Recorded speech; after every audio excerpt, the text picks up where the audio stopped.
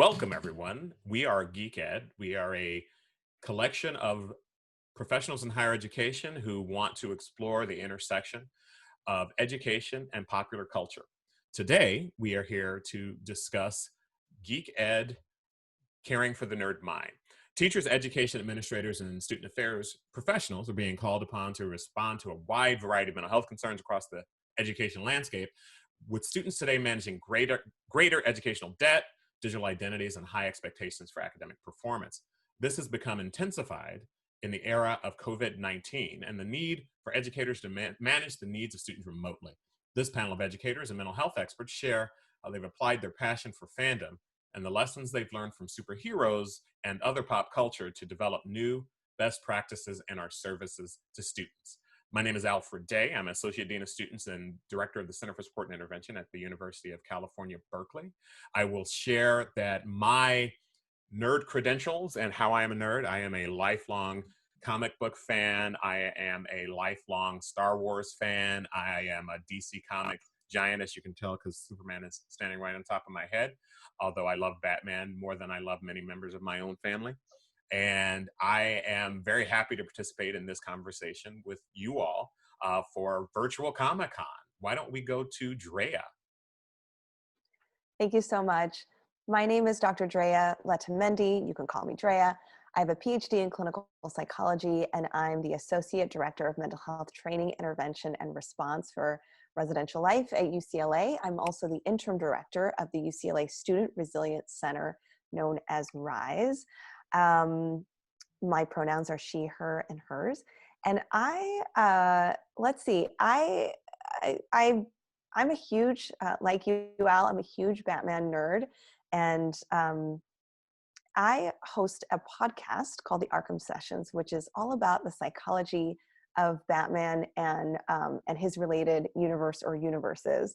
So I identify very specifically with actually the intersections of mental health, psychology, and comics. Great, Drea, thank you. And I love the podcast, and I'm always a fan and listen to every episode. Let's go to Aaron Jones.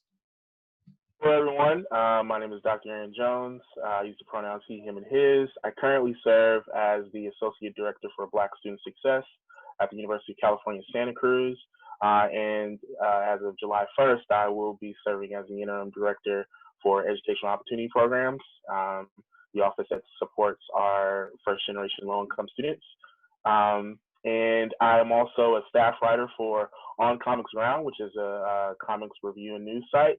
And I'm the co-host of our podcast through that site, Blurred Ground, which connects all of our Black nerds, blurs together to have conversations about any and all things in the comic realm, in the geek and nerd realm. Personally, I'm definitely a comic book nerd through and through. DC and Marvel. I love not all of it, but a lot of it. I'm also into sci-fi. Star Wars is definitely more my thing, although Star Trek is cool too. I'm also into kind of sort of the fantasy world. So like Game of Thrones was definitely, one of my favorite shows until that last season ruined everything. And we can talk about it. And then TV and, film and all those types of things are definitely passions of mine as well. So happy to be here. Thank you for being here. I think you bring up an important point. You can be both a Marvel and DC fan, and it's okay. I mean, that was a bigger issue when I was 8 than it is now. And I would love to talk about the Game of Thrones because everybody else seemed to be more upset about it than I am, but largely because for me, Arya is Batman. Jeremy, why don't you introduce yourself? Hey everybody, my name is Jeremy Parker. I use he, him pronouns. I am currently the interim college programs coordinator at Crown College at the University of California, Santa Cruz. My nerd credentials, I have a master's in education for games-based learning from the University of Michigan. I have likewise been a lifelong Star Wars fan originally. And we can talk about prequels versus sequels if you want, but that is a fight that I am not willing to take up at this moment. I've also more recently gotten super into Dungeons and Dragons. I run games, I host games. I spend a lot of my planning time for games thinking of how to incorporate those kind of educational learning components, which makes some people nauseous, but it makes me really excited. And brainstorming additional ways to integrate those kinds of learning outcomes in the tabletop gaming space, along with making it more accessible and inclusive for larger components of the community. Thank you so much for sharing that. I spent many times in high school at a table with Dungeons and Dragons and drinking Mountain Dew and Jolt Cola and all those sorts of things. So I really understand it, even though I'm really terrible at it. So we're here to talk about the care for the nerd mind, particularly as it relates to college students. What would you all say comprises or the components that compose of nerd identity? What is it? What makes someone a nerd or a geek or whatever the phrasing of your choice might be? And I mean it in the most positive of way because I identify as one myself. I think that you're also naming something that that a lot of us professionals wrestle with, especially if we identify as a nerd or a geek, that like our belongingness in this community is tense. Like there are some great things about it, and I think there's also some struggles related to it. You know, I have to say, as a person who identifies as a woman, as someone who grew up, you know, from 10 on, wanting to be a part of this community, loving Star Wars, loving Twilight Zone, getting into science fiction. And then, you know, the gateway for my love of Batman was Batman, the animated series, in 92. I think that for me, it's such a personal belongingness. And I understand that as we're introducing and welcoming students into this space, that I've got to also work out my own issues with this, right? Like whether I'm defensive about it, whether I feel ownership over it, to understand that students have this individual journey that they're exploring, and also to know that it's not easy. Getting into any kind of space is not easy, but the membership around geek identity is like, has this tension, has this like weird ownership, and has issues, like any community, right, has issues related to gender, has issues related to whiteness, has issues related to all sorts of things that play out through our community building and through our membership engagement and welcoming and inclusion. So there are two things that I think about that I just want to offer up. One is the concept that I think is framing for all students in a college or university space, which is the individualism piece. So how am I unique? How am I self-efficacious? What do I bring to the table that's like totally me? And then that belongingness. The belongingness is how am I feeling like so validated and connected because others share my experience, my likes, my dislikes, and then my affinity for the things that we're talking about. I think it's an ongoing journey, and I look at my role as I think a conduit, or at least someone who's observing the different ways in which those two, you know, as a psychologist, I think about those two aspects being in harmony. And that's kind of the college experience in general, right? Like, how do I actualize my identity and my personal values, and how do I also feel really welcomed into a community? Very good. As long as I've been a part of sort of nerd space, for lack of a better term, there's been this dual sort of tension between the gatekeeping piece and the piece that's about bringing people into the space, whoever wants to be in the space. And I think that you nailed exactly the tension that sometimes exists when someone wants to be a part of a community, and that there's some sort of part of your identity that values being the only person who loves that thing. So I think that's really critical. Other thoughts? I think the big thing for me is that I am newer to living out my nerdness in public. What do I mean by that? I remember as a kid, there are some folks that had an aversion to being interested in cartoons. That this was a child thing. That comic books were for kids. Obviously, they had never read Watchmen or many of the other things that I was actually reading. and knowing that there's some deep meaning in, you know, a lot of these books, and they are literature. But I think that made me kind of look inward and like push it inward, that okay, this is a personal thing that I'm going to do by myself. Like I'm going to be looking over my shoulder when I'm heading to the comic book store and grabbing things, because this is kind of there's like some subversiveness to it, that it is not as accepted in the public. Until, you know, as things started to kind of like this boom that hit, you know, in the early 2000s, where these, you know, multi-million-dollar movies are being made and it's becoming more okay, you know, that does wonders for you as a nerd, because now people are coming to you to ask you, well, what does this mean and why is this happening? And, you know, I felt like I kind of I now served a greater purpose in my nerdness, and then, you know, it carried on. Like it didn't go away. It was something that I carried with me, and the opportunity arose to actually incorporate it into my work, because people are trying to get to know you, and, you know, in student affairs, we're folks that really try to learn and grow with each other by getting to know who we are and bringing your identity to the table. And so opportunities when I worked in housing, and getting to know students who were surprised that I was into certain things, and, you know, then I started to kind of incorporate those things into my office and incorporating into the programming. And I think that opened a lot of doors for students to be more connected to me, and for us to kind of build some spaces where we were connecting students to each other. So very much what Drea mentioned is that students are definitely unique, but how do they bring their uniqueness to the table and eventually find other people that they share these commonalities with, and now they're a community together, you know.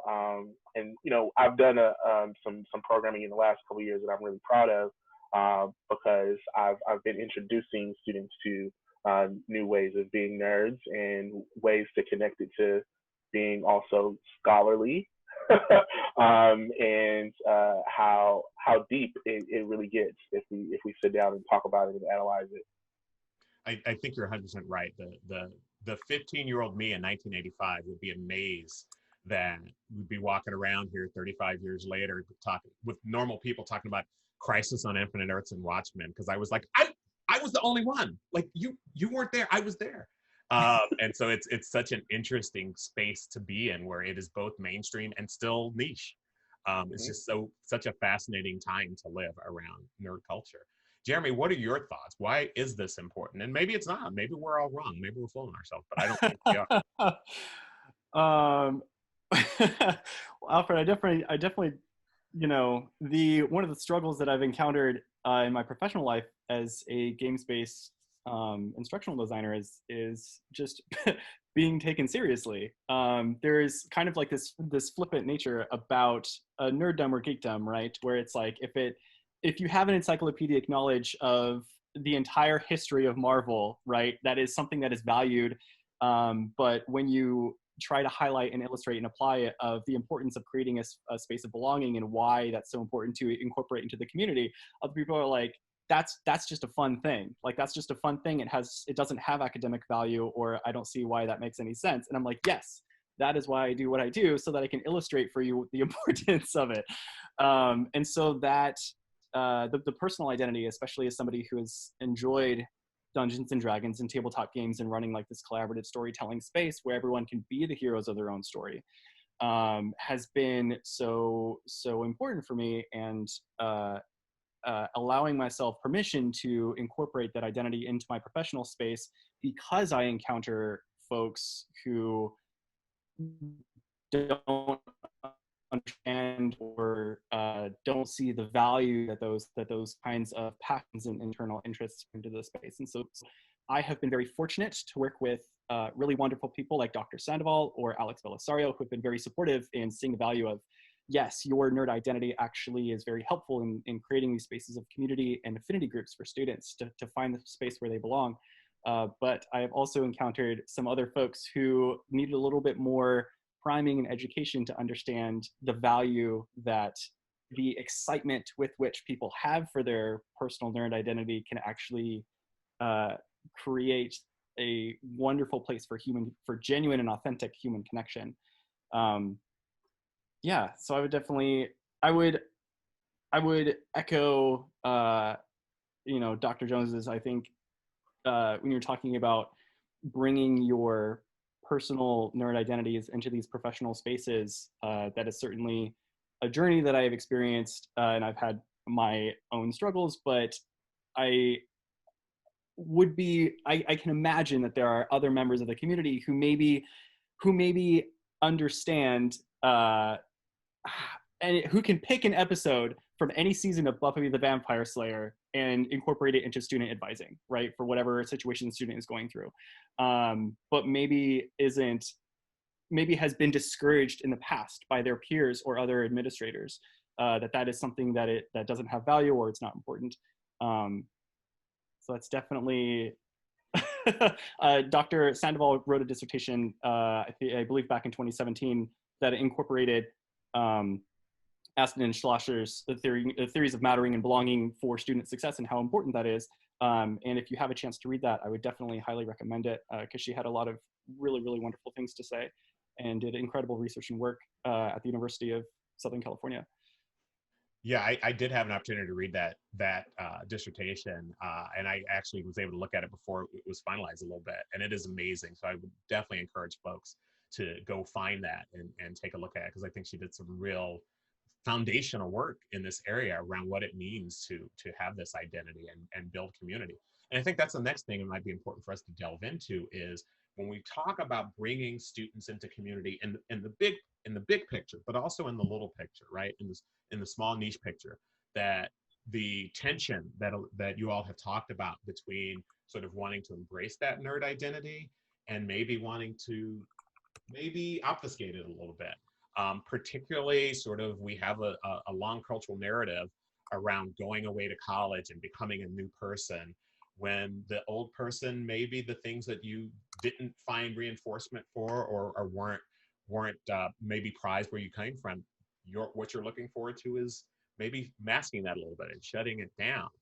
When students come to our new communities in the ways that they used to come to us, but whether that mean moving in physically or in the ways that they're likely to come to us this fall, which is virtual, how do we sort of help students find that community when they arrive on campus that is aligned with their nerd identity, if that is an identity that's important to us? For me, I just was reminded as Jeremy was talking about, building those spaces and building it into work. There were two things that I've been able to do in the last 2 years that really complicate things, right? Not only, the idea of identity and embracing a nerd identity, but looking at the intersections of other identities. And so being Black and being a nerd has a particular type of experience. Again, the bullying that I experienced as I was younger, it's not only the aspect of age, but also in the community, this might not be as, valued, and which completely ignores long histories of Black folks being integral to a lot of nerd spaces, sometimes behind the scenes, sometimes in the front of the screen. Right. If you didn't think Parliament Funkadelic was a bunch of nerds, I don't know what to tell you. Right. And I think that like really revealing some of that for folks is so important. And when Black Panther, when that movie was announced, Wakanda Forever, because I was so excited, and it was a year out, and I told my supervisor, I don't know what we're gonna do, but we're gonna do something on this day, something to do with this movie. I know that maybe it's not, traditionally what, I don't know, but we're gonna do something. And a year later, we did some screenings, and she was like, "Oh, I don't know how popular it's gonna be. I don't, I guess you could kind of, maybe we'll put some funds behind it, maybe, but for the most part, go find out how much it costs. Go figure it out, and we'll see what happens. And because of the way that I brought my passion to the work, and how important that I knew it was going to be for the sake of representation, the fact that it was a mostly Black cast, written by Black folks, and Black designers, and it just screams, this is the Blackest comic book movie that's ever about to exist. And I want to be a part of it because my job is to help Black folks. And so how can I bring students together and also maybe unearth a latent, nerd identity in them through this film that speaks to so much, about identity and about positive representations of your identity. And I was able to get money from all over the place. We actually had 2 screenings, and we had money to, have popcorn and all the things, all the trappings. We got free books to hand out. We had a discussion afterward. It was a really great time, having almost 200 folks being served across 2 days, including the opening Thursday. And it was so much fun, and it really excited people to ask for more. Like, hey, I want to talk about more. I want to actually read things. What should I read? And then we kind of roll that into this program that I do called It's Lit, and because it's literature, and because comics is literature, and having conversations about comics and what they mean in the greater scheme, and how they bring us together and have us think about identity in such a unique way, through starting from that particular film. And folks are feeling more comfortable to wear their wares, and to talk about what kind of favor that is. This is a cultural phenomenon now, and I think that it's due in part to the movie, but also about making it safe to be your full self and to accept parts of yourself that maybe aren't as popular or as academic, quote unquote, as other aspects. So it was a really fun time, and I think it was so important to continue conversations through that lens. When you talk about the conversation afterward, that's kind of what I frame my work around as a psychologist and mental health practitioner. And I found that, I want to say 2 things, because you name the social connection we have, when you're presenting yourself with your wares, like like Jeremy has, his hat tells me, not only does he like Star Wars, but he's willing to engage in a dialogue about the dark side and the light side, which could be a whole other panel, right? So just by, Jeremy and I have never paneled before, but just that cue accelerates a social connection between us. I've loved Star Wars most of my life, if not all my life, from what I can remember. And this concept of who do you affiliate with, especially when it comes to the last film, episode 9, and different ways in which that film divided us and caused, created dialogue and created narrative around, not my Star Wars, oh, this is my Star Wars. So already there's this acceleration of social and emotional connection that we have just by that. We also then understand that we at some level have experienced something related to fandom, whether it's feeling left out, feeling excluded, having imposter syndrome at a university, whatever those things are. So it could lead to a whole bunch of different ways in which we can form understanding, empathy, and healing. So I love what Dr. Jones is talking about as far as being present with your identity. And I've shared previously I think it was Al on this panel before, I've had very negative experiences with this in the beginning of my geek journey, where, I would have, I had, at one time it was like a Kindle cover with a bunch of Star Wars stuff. And I was at the airport, and it went through the TSA stuff. And this white man standing next to me got engaged, the TSA person engaged him Like, oh, you love Star Wars? Let's have a conversation. And it was such an invisible moment, like, oh, that's mine. And you don't see me, like, you just don't see my existence yet. So I think to have, you know, have those moments of visibility and connection are so important. And the other thing I'll say, because I didn't really answer your question directly, Al, is yeah, at UCLA, we certainly have an annual event called Geek Week, where we have programs, panels, fun activity screenings, a week-long sort of extravaganza, a Comic-Con essentially, to gather students and either introduce them to some of these concepts and some of these wonderful genres, or to engage them around things that they already love. And as a mental health, you know, identity and role, I like to have conversations. So after Endgame, actually after Infinity War, I wanted to build dialogue around, like, you know, folks are feeling pain, they're feeling sadness. What is this? And they're also feeling within the fandom blame, like, well, you know, these characters don't die. Well, you know, some of them come back. And I want to bring in that conversation around, well, let's just be in the moment about this grief and loss. What does this narrative, we know these characters aren't real, but what does this narrative teach us about the way in which we experience grief and loss, and the way in which we recover and heal from such profound feelings? And this can then lead to additional conversation, if not, it's like an in vivo experience around what it means to come to community and share with one another the hurtful feelings, the feelings of uncertainty and grief, and to process that with one another through this, like, kind of safe way.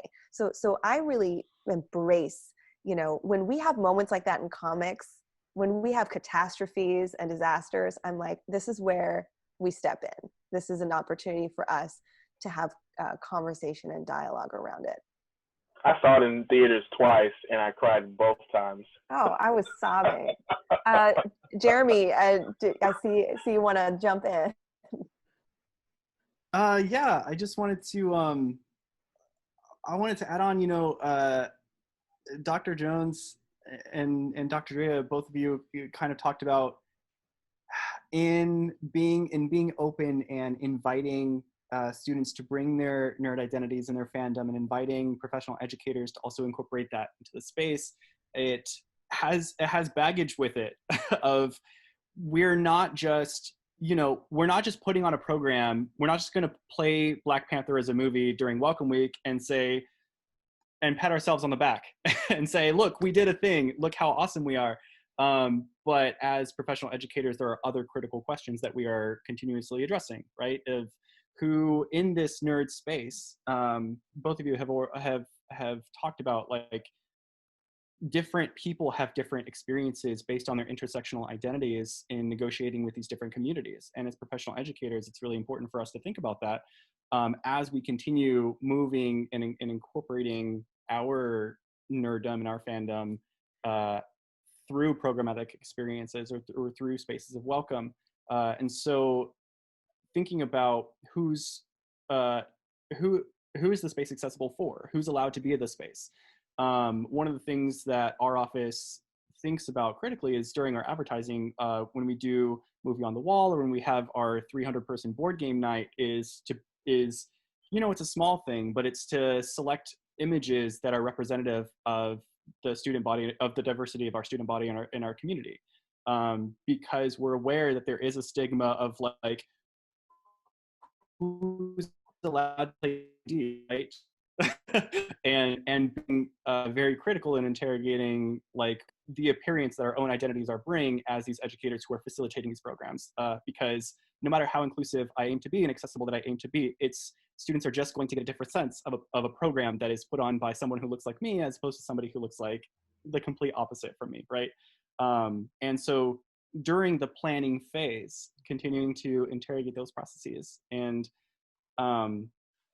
so I just wanted to include that, but I wanted to ask Dr. Jones and Dr. Drea, of how do you, in your capacities, in creating these spaces for belonging, how do you amplify student voices or amplify students' own identities and excitement about the things that they geek out about as part of these spaces? Well, I can give an example. We certainly, when we notice students coming together with responses to what's happening in our social political climate, and when there's this, often there's an intersection with what's happening on screen and what we're experiencing in our lives. And so, Black Panther is one really good example where it gives us an opportunity to start with the narrative and start with fiction, and then let that lead us to conversations that matter around our identities and belongingness. I had a really wonderful conversation with another student affairs professional in our LGBTQ center at UCLA. Her name is Megan Vandertoon. And we were actually putting before COVID, we're putting together what would be a series called I Love You 3000. And the series would be us coming together and processing our reactions and responses to what happens to certain characters, usually who identify as gay and trans, in this media, and to kind of shine light. So to answer your question, Jeremy, certainly to invite students to talk about their experiences when characters that they connect with either don't have that relationship to them. They don't feel that sense of like, I'm seeing myself there. I've personally said, I've loved Star Wars, but Star Wars doesn't love me. Let me be real. I've loved a thing that does not love me back. What does that mean? With the LGBTQ population and community, that's overtly true. There's so much of these narratives do not recognize their lived experience. And often you find that certain identities not only are marginalized, but they're eliminated and they're erased in these narratives.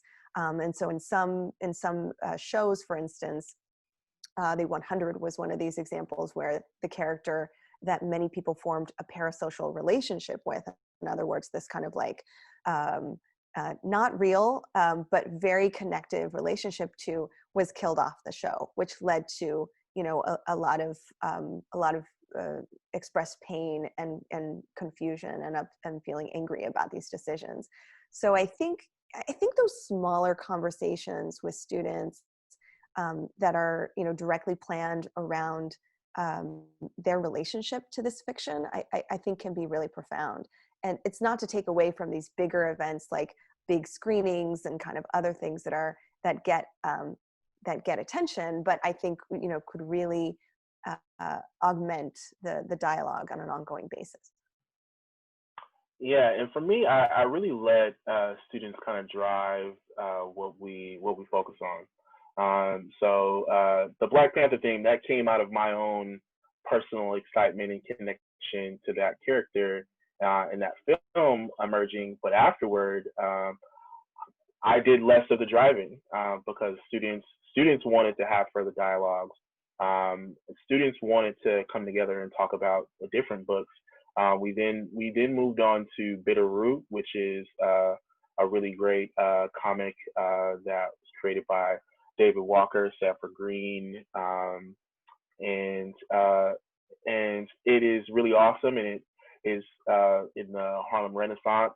And in our conversation about that book, students then connected it to Watchmen, because around the same time Watchmen came out, and of course it has these scenes and connections to the Tulsa race massacre, and so some of that is happening as well in the Bitter Root comic, and so they were able to make some of those connections and wanted to draw in discussions about Watchmen as well, and me giving a little historical background to that book, and so we're making connections across many lines, and what students, based upon what students want to have those conversations about.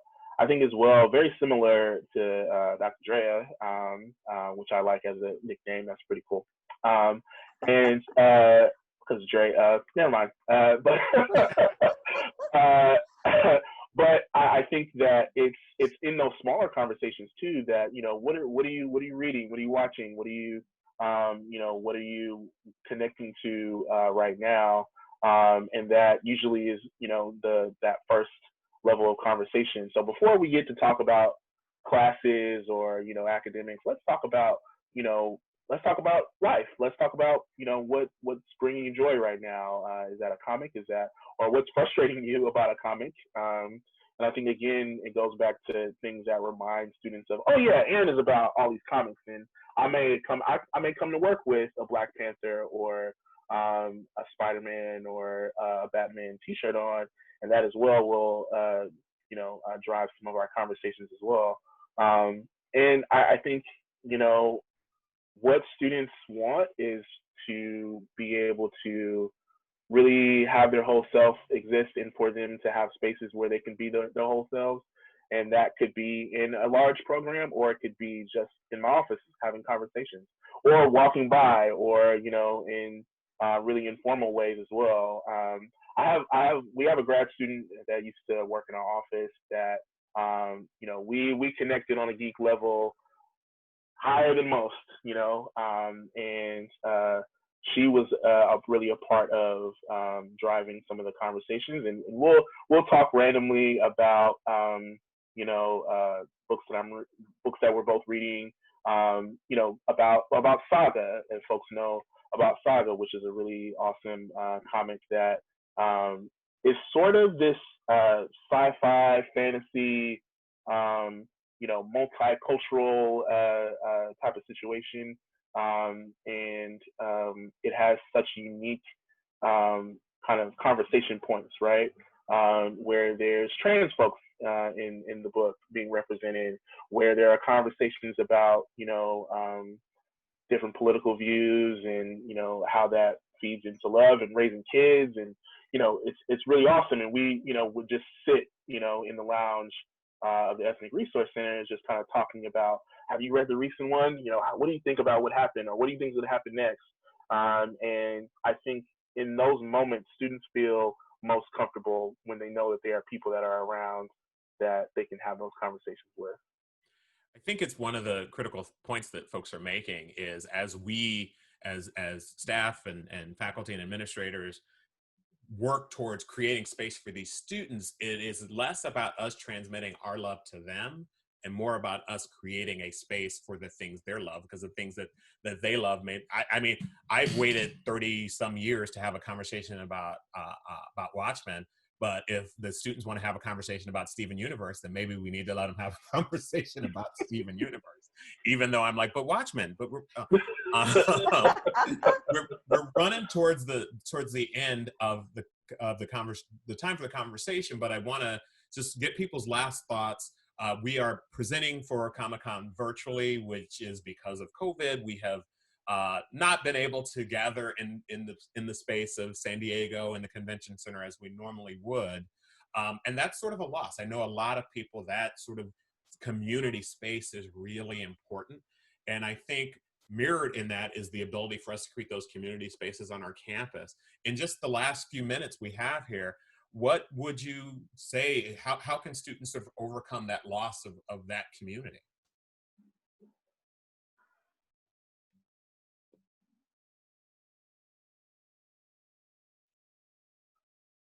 I would, a big theme that's been going around Crown College has been resiliency, and having conversations with our students about recognizing and helping illuminate the incredible resiliency that they've demonstrated. Just because things are not where we want them to be, and students are perpetually struggling to continue with their studies amid a continuously evolving online space, with faculty who are struggling to use Zoom and do all these curriculum conversions and what do labs look like, right? And nationally trying to encounter this problem, and everybody is undergoing vast amounts of change in every single domain of Maslow's hierarchy. And I think reaffirming for students the resiliency of their spirit, that they are not giving up, right? A conversation I frequently have with my own student staff is that moment at both the beginning and the end of Avengers, when it opens up in Endgame with Captain America, right? This iconic character who is who's facilitating a support group, right, with like 6 or 7 other people, and for himself creating this genuine, authentic human connection with this small group of folks, having those smaller conversations that you referred to, Dr. Jones, and really just trying to like move people through this incredibly traumatic experience in not the same, but in some ways there are some parallels of our on-campus population to the SNAP, a little bit worse than the SNAP because our occupancy dropped to 20%, from 100% to 20%. We had an 80% reduction. And how do we interact as a community, right?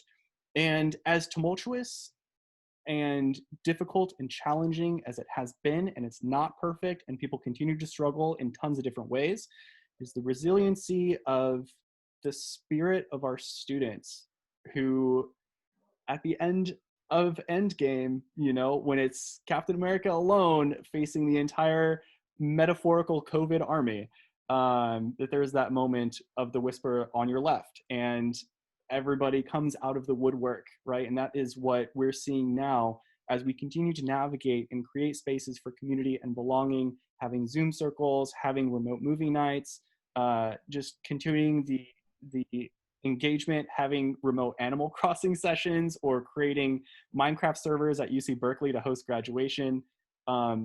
We collectively as humans are not giving up, even though things have gotten hard and everyone feels like they're face down in the mud.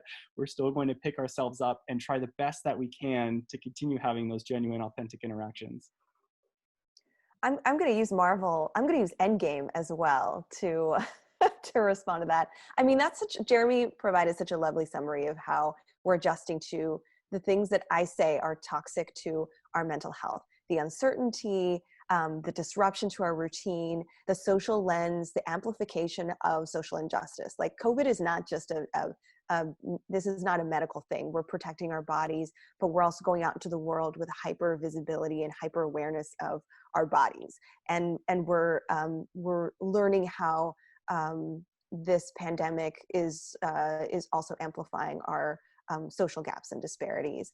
What I will say about Endgame, as that was my promise, was I'll talk about a specific strategy that I'm advising students around, which is, when we think about Endgame, one of the strategies they actually use, a tool, is this is time travel.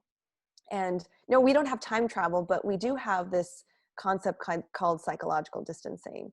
And okay, we know about physical distancing and social distancing. We've been fixated on it. Psychological distancing is a way for us to kind of use this cognitive technique, this mind coping strategy, to better feel okay in the moment. And when we watch these characters kind of go back in time, they're doing a number of things. But one of those ways that we can utilize this is to go kind of mentally go back into times of difficulty, stress, adversity. Some of us, for instance, experienced social unrest in '92 in Los Angeles. I can go back to that time and think about ways in which I adjusted. Some of us experienced 9/11. How do we go back to that moment and think about the ways in which we accessed our resilience? And for our current university and college generation, this will be a profound moment of adversity for them. So how do they, as Jeremy's talking about, access and understand their own resilience within like real time? So this is utilizing compassion, it's utilizing ingenuity, and it's utilizing a flexibility, which I think they're going to be great at. So you know, I think it's kind of intersecting a lot of our the strategies we've already been using, and thinking about ways we can be pretty innovative. I'll try to use Endgame too, since this is the Love it. So something really caught me really interesting that Jeremy mentioned is that about Maslow's hierarchy of needs. And you know, not only is it hitting all of those aspects, but it's also creating a new hierarchy of needs. And some of the most basic needs are now a laptop, a mask, and Wi-Fi. And so what I think about a lot in my supporting of students is, you know, how do we show up for them? How do we assemble for them, like in that final moment of Endgame? How do we really come together, you know, as all the infinity stones to fill in those spaces and places where things need to get done, and really reaffirm for them that you have people here, although we're having to find these new and unique ways to connect and bring info and support to you, asynchronous and synchronous ways, using social media, having these Zoom spaces, having, we did a program that we were going to do in person. We turned it into a podcast, and it was Revenge of the Blurred, and we were going to have a conversation with students about our blurredness, myself and a couple of other staff members on campus, and nobody showed up because we got hit with the shelter-in-place orders. So we then recorded it and then shared that out with folks, so that they could hear it, feel it, comment on it, and as well just kind of just being present, letting folks know that we're here and we're still supporting, just from afar. So I think that's kind of where my priorities are, and sometimes we're missing students, and we have to do whatever we can to kind of reach out and make sure that they know that we're here. Well, that sounds great. And I'm afraid we are at the end of our time. So I want to thank you all for participating in this. And as we go out, I just say on your left.